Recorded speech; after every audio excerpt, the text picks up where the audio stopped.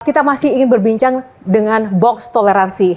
Di segmen sebelumnya saya sempat menyampaikan bahwa ada satu hal yang memang membuat masyarakat seluruh dunia, tidak hanya Indonesia, itu terkesan dengan sosok Pak Nasaruddin Umar ketika Paus Fransiskus datang ke Indonesia. Nah, kita akan lihat momen apa sih yang sangat berkesan, bahkan itu viral sampai ke mancanegara. Ini dia. Prof, secara spontan waktu itu di video saya lihat Profesor langsung mencium dahi Paus Fransiskus dan Paus juga langsung mencium tangan Prof. Itu seperti apa sih suasananya kenapa Prof langsung melakukan hal itu, Prof? Jadi ketika saya berkomunikasi dengan bahasa Inggris, ya, dia nggak respon dengan begitu baik. Tapi saya pernah mendapatkan informasi dia pernah lama di Timur Tengah. Dan saya coba respon beliau dengan bahasa Arab, malah hidup ya. Dia pegang tangan saya, nggak mau lepas gitu. Jadi orang mau jabat tangan, nggak ada waktu karena pegang tangan saya rata-rata tangan kanannya beliau kan. Jadi saya ingat ya orang mewakafkan hidupnya sekian lama ya, umurnya sekian untuk kemanusiaan ya. Yang saya ingat baru itu bapak saya juga kan mewakafkan hidupnya sebagai guru SD di kampung, mengajar satu sekolah 6 kelas, seratusan orang muridnya hanya sendiri. Kenapa nggak ada guru yang tahan pada waktu itu? Karena ada konfrontasi antara DITI dengan tentara ya pada waktu itu, bunuh-bunuhan. Botaknya juga mirip, wajahnya juga. Jadi ibaratnya saya mencium bapak saya sendiri ketika itu. Orang seperti ini sangat luhur. Saya ingat bayangan bapak saya. Akhirnya tidak lama setelah saya cium jidatnya, dia cium tangan saya. Dia nggak mau lepas. Ya, jadi bagi saya, oh kok ini kebalik nih. Mestinya kalau dalam tradisi Indonesia itu yang senior itu mencium tangan ya. Paus Fransiskus sekarang kan sakit, Prof. Apakah sudah sempat berkomunikasi dengan pihak Vatikan terkait dengan update kesehatan Paus atau seperti apa? Ini juga miracle nih.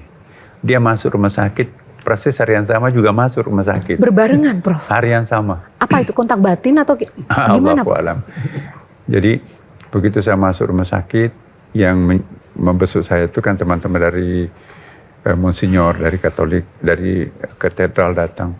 Pak, tadi juga Paus masuk rumah sakit. Loh kok janjian gitu kan. Dari situ saya tahu dan memang ya bagi saya pribadi, siapapun orang yang pernah berjasa untuk kemanusiaan, patut untuk kita doakan. Apapun agamanya. Itu mencontoh Nabi kan. Nabi juga pernah banyak mendoakan orang non-Muslim. Nabi bahkan melakukan salat terhadap orang yang belum jelas apakah sudah Muslim atau tidak.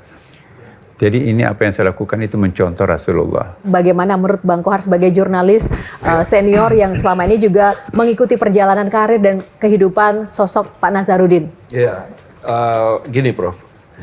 Di kita ini kan toleransi sering dibicarakan. Toleransi itu apalagi kalau lagi musim-musim politik. Jadi toleransi itu sering kali menjadi komoditas politik. Padahal kan praktik toleransi sebetulnya juga sudah banyak dijalankan oleh masyarakat. Nah, lalu akhirnya justru yang terjadi kan muncul gesekan-gesekan.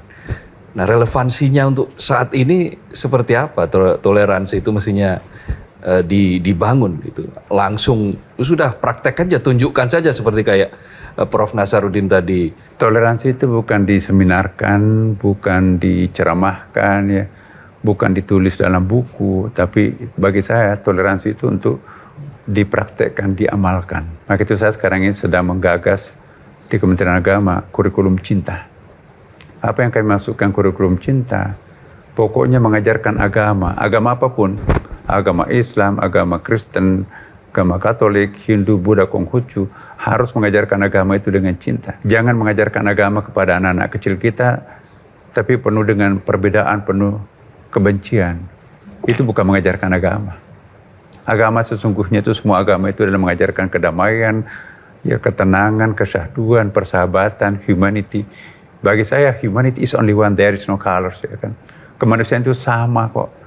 Kullu mauludin yujadu alal fitrah. Fitrah itu betul-betul hanif itu nurani yang sama untuk satu sama lain. Nah, ini yang kita akan sisir semua kurikulum. Jadi jangan menekankan ayat-ayat, dipotong-potong ayatnya, kemudian memprovokasi kita untuk membenci yang lain, walaupun itu tujuannya untuk mengistimewakan agama sendiri. Ini yang kita harus. Terima kasih, Prof. Jelajahi cara baru mendapatkan informasi. Download Metro TV Extend sekarang.